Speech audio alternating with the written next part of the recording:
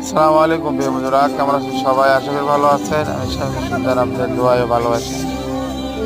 বগুড়া জেলা থেকে হাজির হয়ে গেলাম আমাদের শাহজাহানপুর খন্না ইউনিয়ন গাজীপুকুর মাঠে। দীর্ঘদিন ধরে টুর্নামেন্ট চলছিল। সেই টুর্নামেন্টে দুটি দল ফাইনালে গিয়েছে, গ্রাম এবং চণ্ডীপাড় গ্রাম।